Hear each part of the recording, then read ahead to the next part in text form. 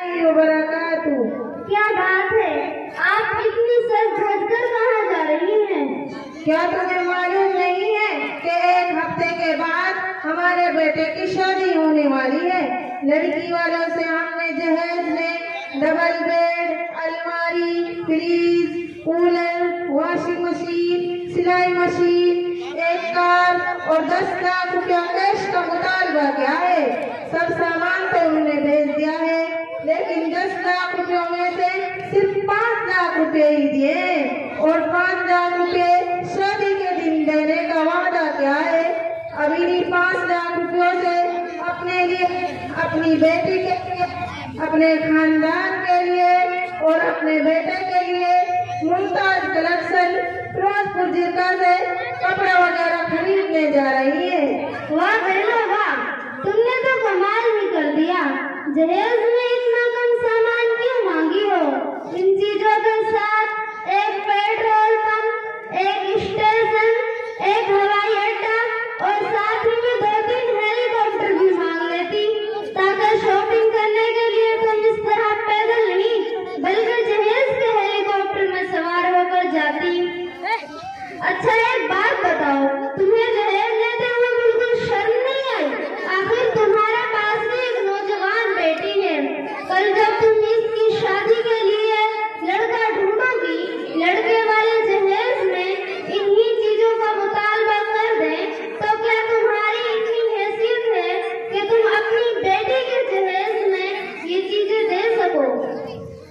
तुम चुप रहो इकराया, तुम तो मेरी अम्मी को इस तरह डांट रही हो जैसे कि इन्होंने बहुत बड़ा गुनाह किया है। और हाँ, जहाँ तक मेरी शादी का सवाल है तो मैं लाखों में एक हूँ। तुम देखना, मेरे लिए तो रिश्तों की लाइनें लग जाएंगी। अल्लाह करे तुम्हारी शादी सहूलत के साथ हो जाए, लेकिन जहाँ तक मेरा ख्याल है वो ये है कि बाज़ गुनाहों की सजा अल्लाह ताला दुनिया ही में दे देते हैं। तुम्हारी अम्मियों ने जहेज का मुतालबा करके लड़की वालों पर जो जुल्म किया है, मुझे डर है कहीं इसकी सजा अल्लाह ताला इन्हें दुनिया ही में ना दे दे।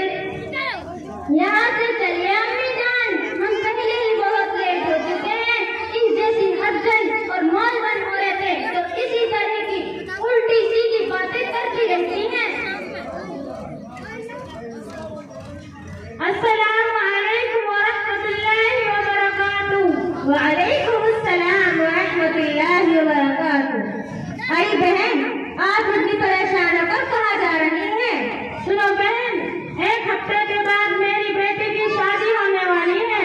लड़के वालों ने जितना सामान मांगा था वो सब दे चुकी हूँ और उन्होंने 10 लाख रुपए कैश का भी मुतालबा किया है, जिसमें से 5 लाख रुपए मेरे खेत बेचकर अदा कर दिए। अब मेरे पास खेत तो नहीं है, इसलिए बकिए 5 लाख का इंतजाम ब्याज लेकर और भीख मांग कर रही हूँ।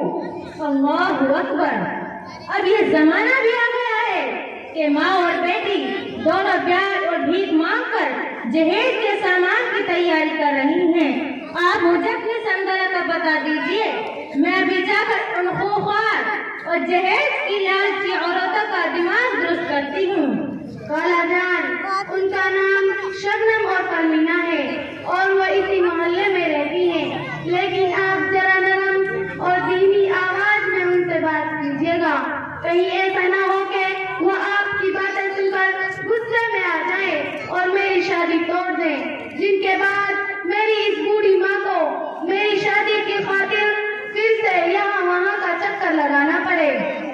तुम इसकी फिक्र मत करो बेटी, अगर उसने जहेज का सारा सामान वापस नहीं किया तो मैं अपने बेटे की शादी तुमसे करा दूंगी।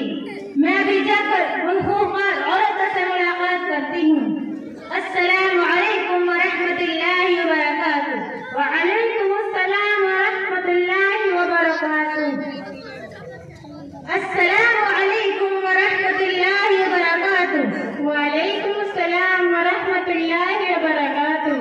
अच्छा, तो तुम ही हो खूंखार औरतें जिसकी वजह से आज एक बूढ़ी माँ अपनी नौजवान बेटी को लेकर तुम्हारी ख्वाहिश पूरी करने के लिए दर बदर की और भीख मांगने पर मजबूर हो चुकी है। खामोश हो जाओ मौलवन, अभी अभी एक मुख्तलिफ फतवा देकर गई है। अब तुम मेरा दिमाग मत खाओ।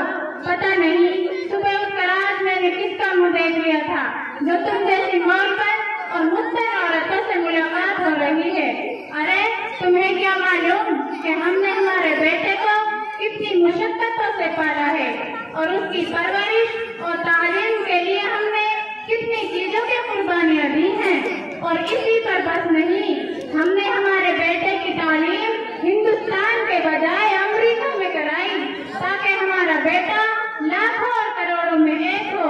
और उसके बचपन ही से हमारा सपना था कि हम हमारे बेटे की शादी खूब धूमधाम से कराएंगे और लड़की वालों से ढेर सारा दहेज लेंगे। शर्म करो बहनों, शर्म करो।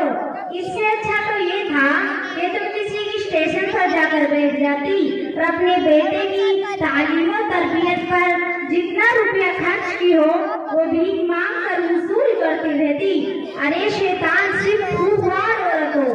क्या तुम इस हकीकत से आगाह नहीं हो कि इस जहेज की खातिर आज करोड़ों गरीब बच्चों की जिंदगियां अजीरन बन गई है। इसी जहेज की वजह से लाखों मासूम दोशीज़ाओं के हाथ मेहंदी के रचाए जाने से महरूम है। इसी जहेज की खातिर शादी न होने की वजह से हर साल हजारों मासूम बच्चियां फांसी लगा लेती हैं और हजारों बच्चियां गैर मुस्लिमों से शादी कर लेती हैं। इसी जहेज की खातिर लाखों लड़कियों को उसके वालिदैन पेट ही में मार देते हैं। तुम कहती हो कि तुमने अपने बेटे को बहुत मोहब्बतों और मुशक्कतों से पाला है। मैं तुमसे एक सवाल करती हूँ, क्या लड़की के वालिदैन ने अपनी चांद सी बेटी को मोहब्बतों से नहीं पाला है? क्या लड़कियों की तालीम और तरबियत पर पैसे खर्च नहीं होते हैं? जरा ठंडे दिमाग से सोचो, कल अगर सारे बेटियां वाले ये फैसला कर ले कि हम अपनी बेटी की शादी उसी लड़के से कराएंगे जिसके वालिदैन हमें जहेज में फला चीजें दे, तो तुम उस वक्त क्या कर लोगी? अभी भी वक्त है, समझ जाओ। बहू को अपने बेटे के लिए कुदरत का अनमोल और कीमती तोहफा समझो। अपने बेटे को बेचना बंद करो। तुम्हारा बेटा एक इंसान है, उसे बेचने का सामान मत बनाओ। तुम्हारी बातें सुनने के बाद हमारी अकल ठिकाने पर आ गई है। हम अभी जाकर अपनी समझ से माफी मांगते हैं और उसकी सारी रकम वापस कर देते हैं। अस्सलामु अलैकुम व रहमतुल्लाहि व बरकातुहू। वालेकुम अस्सलाम व रहमतुल्लाहि व बरकातुहू। हमें माफ कर दो समदन, हमें अपनी गलती का एहसास हो गया है। हम वो सारा सामान और रुपया तुम्हें वापस कर देंगे जो हमने तुमसे दहेज के नाम पर मांगे थे। ठीक है समदन, मैंने तुम्हें माफ कर दिया। अल्लाह ताला भी तुम्हें माफ कर दे। लेकिन यहाँ पर बैठी हुई उन तमाम औरतों से जो जहेज की ख्वाहिश रखती हैं, हम ये कहना चाहते हैं कि घर बेचकर गरीब कब तक ब्याहेगा बेटियां? घर बेचकर गरीब कब तक ब्याहेगा बेटियां? कब तक ये जहेज यूं ही खाएगा बेटियां? ऐसा ही चलन समाज में रहा तो एक दिन, ऐसा ही चलन समाज में रहा तो एक दिन फिर से बाप जिंदा दफनाएगा बेटियां। माँ बाप का घर बिका तो बेटी का घर बसा, माँ बाप का घर बिका तो बेटी का घर बसा। कितनी है दिल खरास ये रस्में जहेज भी। घर में रहते